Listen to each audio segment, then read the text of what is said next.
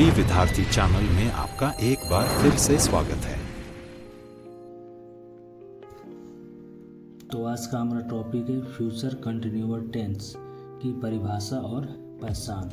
Future continuous tense की परिभाषा और पहचान। तो इसकी परिभाषा इस प्रकार से है। इस टेंस से हमें पता चलता है कि काम यानी वर्क भविष्य में यानी फ्यूचर में जारी रहेगा। इस टेंस से हमें पता चलता है कि कोई भी काम हमें आने वाले समय में या फ्यूचर में या भविष्य में अभी जारी रहेगा। इसकी पहचान इस प्रकार से है। जिस वाक्य के अंत में रहा होगा, रही होगी, रहे होंगे आदि शब्द आते हैं तो हम इसे फ्यूचर कंटिन्यूअस टेंस समझेंगे। जिस वाक्य के अंत में रहा होगा, रही होंगी, रहे होंगे इत्यादि शब्द आते हैं तो इसे हम फ्यूचर कंटिन्यूअस टेंस समझेंगे। इसका अफर्मेटिव सेंटेंस बनाने का नियम इस प्रकार से है। सकारात्मक वाक्य, इसमें subject plus shall will be plus verb one plus ING, उसके बाद में ऑब्जेक्ट का इस्तेमाल इसमें किया जाता है। तो आइए हम इसका एग्जाम्पल के तौर पे बनाते हैं। तो पहला एग्जाम्पल हमारा ये है, सीमा खाना पका रही होगी। तो सबसे पहले लिखेंगे सीमा,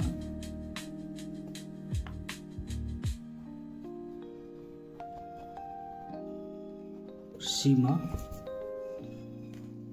उसके बाद में सब्जेक्ट के बाद विल, तो सीमा विल, सीमा विल, उसके बाद में क्या होगा बी, सीमा विल बी खाना पकाना का कुकिंग फूड, COOK कुक, इसमें आईएनजी जुड़ जाएगा क्योंकि V1 के साथ आईएनजी इसमें जोड़ा गया है तो आईएनजी जुड़ जाएगा। कुकिंग फूड, सीमा खाना पका रही होगी, सीमा विल बी कुकिंग फूड। दूसरा एग्जाम्पल देख लेते हैं। वे लोग क्रिकेट खेल रहे होंगे, तो वे लेग का दे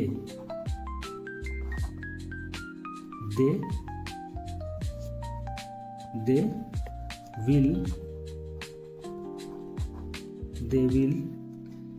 बी खेलना का प्ले PLAY, आईएनजी जुड़ जाएगा इसमें, प्लेइंग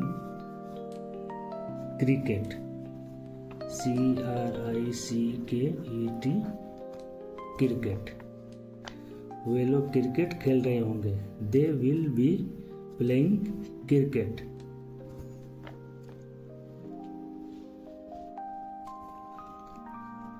वह पत्र लिख रही होंगी, तो वह पत्र लिख रही होंगी।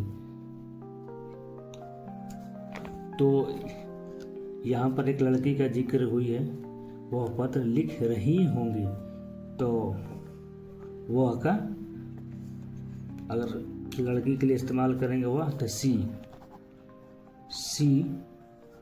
Will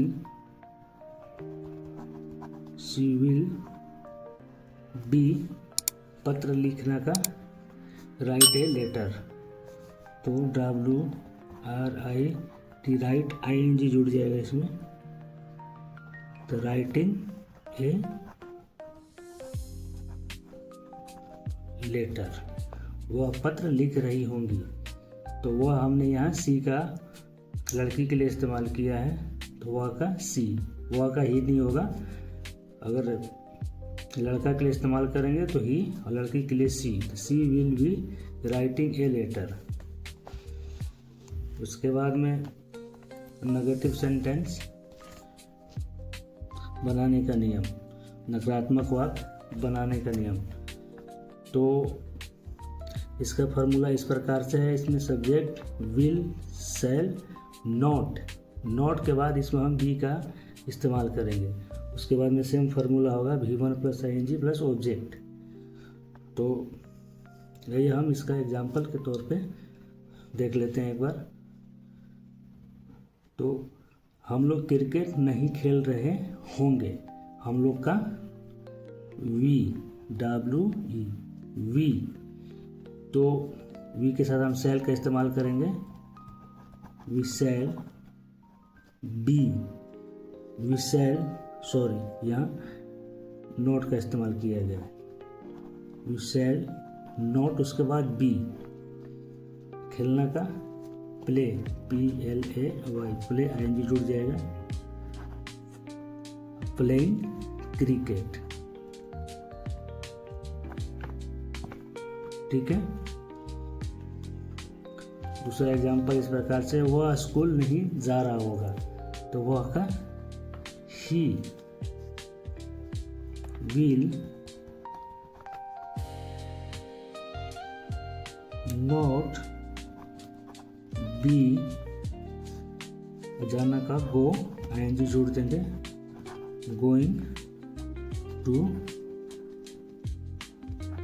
school. टू एक प्रीपोजिशन है, हमारे आने वाले वीडियो में आपको मिलेगा। सीता खाना नहीं बना रही होगी, तो सीता विल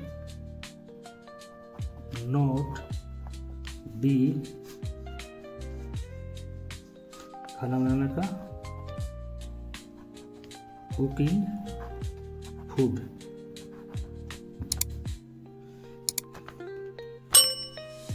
यहाँ पर नोट एक और है, नोट आधुनिक ग्रामर में हम फ्यूचर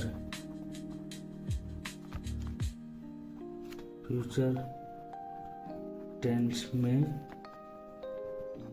सभी के साथ हम विल का इस्तेमाल कर सकते हैं, नहीं तो आई वी के साथ शैल का इस्तेमाल करेंगे। मतलब मॉडर्न इंग्लिश ग्रामर में हम क्या है, सभी के साथ हम विल का इस्तेमाल कर सकते हैं, नहीं तो हम आई और वी के साथ शैल का इस्तेमाल कर सकते हैं।